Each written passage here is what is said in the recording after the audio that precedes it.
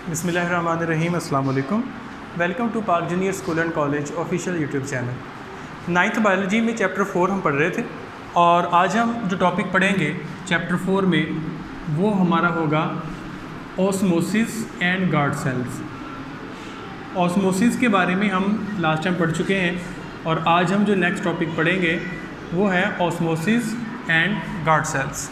तो ऑस्मोसिस के बारे में हमने लास्ट टाइम पढ़ा कि ऑस्मोसिस एक ऐसा प्रोसेस होता है जिसमें वाटर जो है वो मूव करता है। Water move through semi permeable membrane, water membrane के अंदर से पास करता है।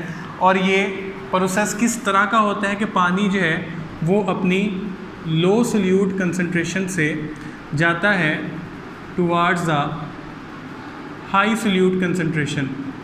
तो हमने ये भी देखा था कि लो सोल्यूट का मतलब है कि वाटर का हाई प्रेशर और हाई सोल्यूट का मतलब है वाटर का लो प्रेशर। तो वाटर एक्चुअली अपनी हाई से लो की तरफ ही जा रहा होता है, तो इसको हम ऑस्मोसिस कहते हैं। तो हमारे आज के टॉपिक में हम ये देखने वाले हैं कि जो ऑस्मोसिस जिसकी हम बात कर रहे हैं ये प्लांट्स के अंदर किस तरह से काम करता है। तो ये गार्ड सेल्स के लिए काम करता है। तो पहले गार्ड सेल्स को भी देख लेते हैं। गार्ड सेल्स क्या होते हैं? गार्ड सेल्स वो सेल्स होते हैं विच प्रोटेक्ट स्टोमेटा, जो कि स्टोमेटा को प्रोटेक्ट करते हैं। अब ये स्टोमेटा क्या है?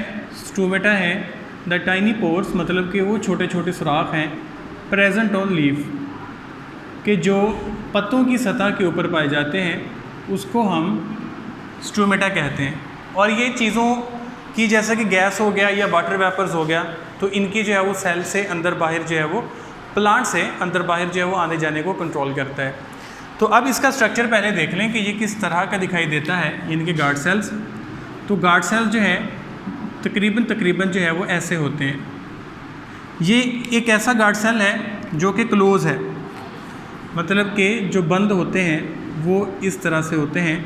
लेकिन ऑस्मोसिस क्या करती है कि ऑस्मोसिस इनको ओपन कर देती है और ओपन हो के भी देख लेते हैं कि ओपन होने के बाद ये हमें किस तरह से दिखाई देते हैं।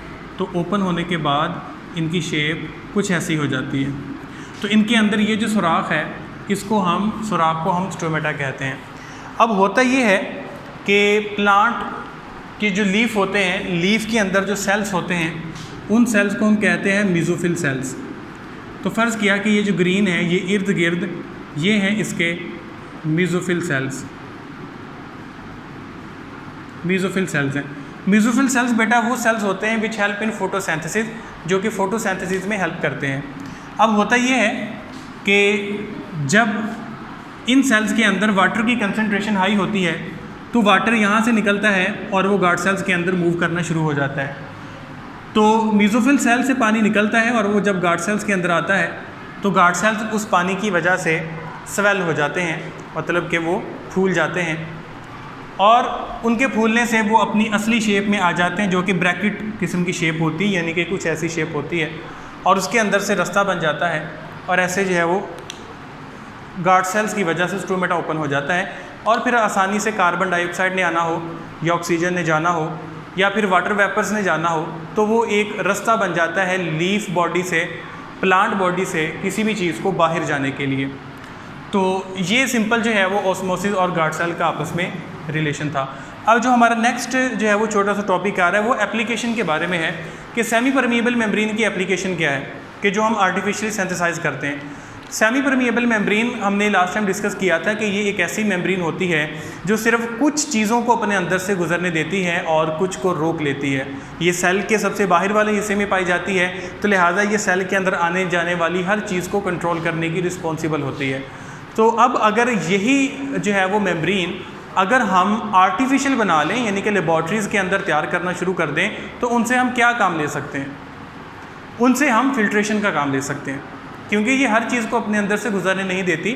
तो वाटर ट्रीटमेंट में या डिफरेंट फिल्ट्रेशन प्रोसेसेस के अंदर हम सेमी परमिएबल मेम्ब्रेन का यूज़ कर सकते हैं ताकि हम वायरसेस को या बैक्टीरियाज़ को आसानी से फ़िल्टर आउट कर सकें। क्योंकि पानी के अंदर जो वायरस और बैक्टीरिया होते हैं वो हमें नज़र नहीं आते। पानी देखने में साफ़ होता है लेकिन उसके अंदर बीमारी पैदा करने वाले बैक्टीरिया वायरस मौजूद होते हैं। तो सेमी परमिएबल मेम्ब्रेन से अगर हम उनको फ़िल्टर कर लेंगे तो फिल्ट्रेशन के ज़रिए जो गार्ड सेल्स जो वायरसेस और बैक्टीरियाज़ हैं वो आसानी से फ़िल्टर आउट हो जाते हैं। तो इसके अलावा वाटर की प्योरीफिकेशन के लिए भी इसको यूज़ किया जाता है। तो यही बस बेटा हमारा आज का लेक्चर था। इंशाल्लाह नेक्स्ट टाइम हम मज़ीद टॉपिक्स पे बात करेंगे जिसमें फ़िल्ट्रेशन और एक्टिव ट्रांसपोर्ट होगा। तब तक के लिए ख्याल रखिएगा। अल्लाह हाफ़िज़।